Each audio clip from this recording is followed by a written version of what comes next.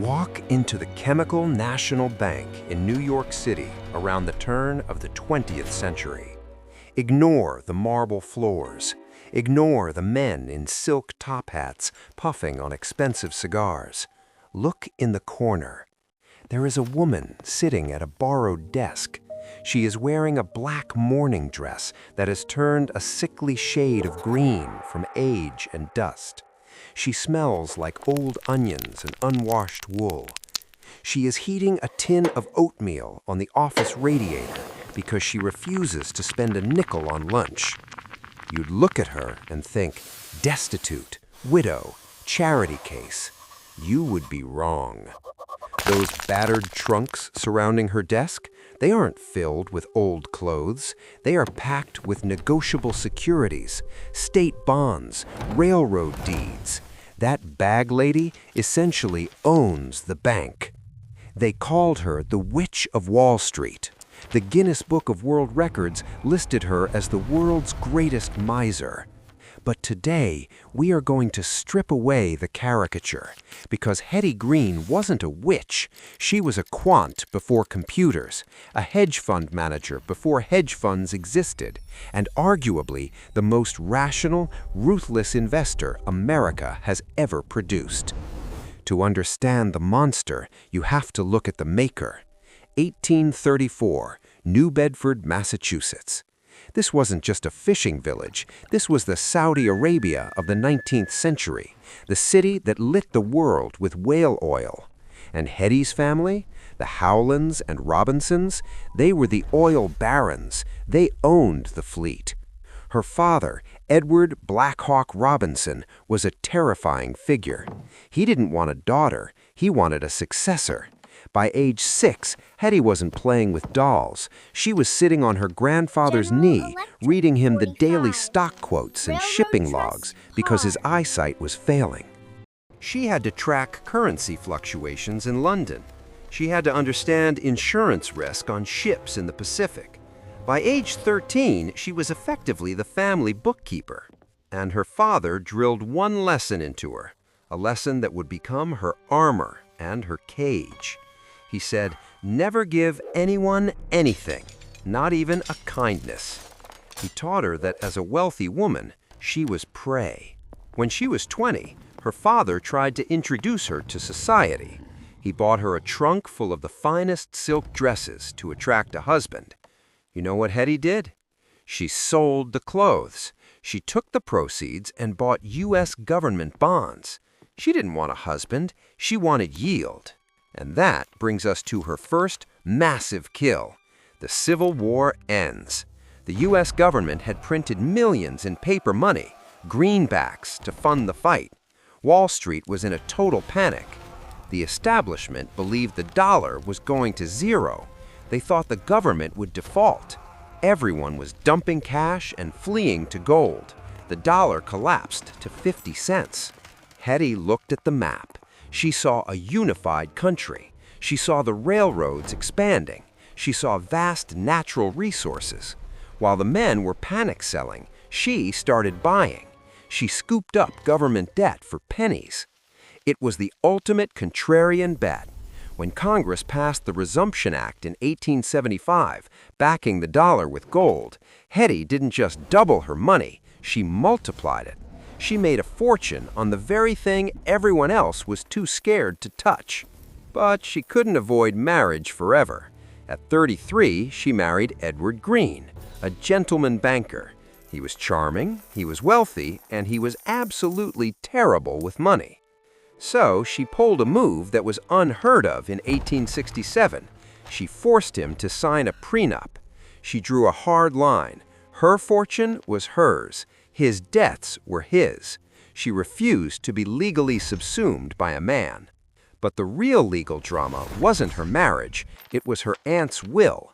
This is the case of Robinson v. Mandel. Her aunt Sylvia died leaving $2 million, a massive fortune, but the will left half of it to charity. Hetty was furious. She produced a second will, claiming everything was left to her. The family cried forgery. This trial became famous not because of the money, but because of the math. The defense hired Benjamin Pierce, a famous Harvard mathematician. He didn't look at handwriting styles, he looked at probability. Pierce analyzed the signature on the will. He broke it down into 30 distinct downstrokes. He calculated that the odds of all 30 strokes matching a previous signature exactly by pure chance was 1 in 2.66 sextillion. It was the first time math was used like DNA evidence in a courtroom. Hetty lost. The court ruled it a forgery. But she didn't care about the reputation hit. She only cared that she lost the money. Fast forward to 1885. The financial firm John J. Cisco & Son collapses. Hetty had millions deposited there, but so did her husband, Edward. The bank managers told Hetty she couldn't withdraw her money because her husband owed them a massive debt. They tried to hold her hostage for his bad trades. Hetty went nuclear. She wrote a check to cover his debt, over $400,000, just to free her own capital. But that was it. She went home, packed her bags, and effectively ended the marriage. She fired her husband to save her portfolio. Now single and independent, she perfected her strategy. She wasn't a speculator, she was a vulture. She focused on 3 things: real estate, railroads, and cash. She bought mortgages on a massive scale, and she wasn't sentimental. She held mortgages on churches, factories, and office buildings.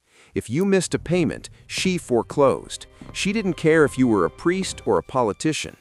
In Chicago, she owned huge sections of the Loop. She bought the land when the city was still growing, betting correctly that it would become a metropolis. But as her wealth grew, so did the stories. This is where the witch legend takes over. The newspapers were obsessed with her. They said she used the alias C. Dewey, her dog's name, to rent cheap apartments in Hoboken so the taxman couldn't find her. True. They said she wore newspapers under her dress in winter to save on heating. Likely true. And then the story of Ned's leg. The legend says her son Ned hurt his knee, and Hetty dressed in rags to sneak him into a charity clinic. When they recognized her, she stormed out rather than pay, and he eventually lost the leg to gangrene. The truth is tragic, but less villainous. She did try home remedies. She was paranoid that doctors would overcharge her. By the time she paid the specialists, it was too late. Ned lost the leg, and Hetty lived with that guilt forever. But don't think she was frail. There is a famous story, perhaps apocryphal but widely reported, about the railroad tycoon Collis P. Huntington. They were fighting over railroad tracks in Texas. Huntington threatened to have her son Ned arrested. Accounts say Hetty pulled a revolver from her desk, leveled it at him, and said, "Harm one hair on Ned's head, and I'll put a bullet through you." Huntington, one of the most powerful men in America, reportedly ran out of the room. He knew something the rest of Wall Street was learning: you do not mess with Hetty Green. Then came 1907, the Great Panic. The financial system seized up. There was no Federal Reserve. Banks were collapsing like dominoes. J.P. Morgan calls a secret meeting in his library. The room is filled with desperate men in smoke-filled suits, and there, sitting in her black veil, is Hetty. Why was she there? Because she was the only one who had cash. While the men were leveraged to the hilt, Hetty was liquid. She wrote a check for $1.1 million to the city of New York. She kept the city government from bankruptcy. She lent millions to brokerages, but she demanded collateral and she charged interest. She saved the system, but she made a profit doing it. When she died in 1916, her estate was estimated between $100 and $200 million. In today's value, that's billions. And her children, they did exactly what she feared. Ned Green, the boy with the cork leg, built a palace at Round Hill. He built a private airport. He funded radio stations. He spent the money on everything Hetty denied herself. But her legacy isn't the money. It's the sheer force of will. In a world that didn't let women vote, didn't let them sit on boards, and barely let them own property, Hetty Green beat the market. She wasn't a witch, she was a winner, and she did it all alone.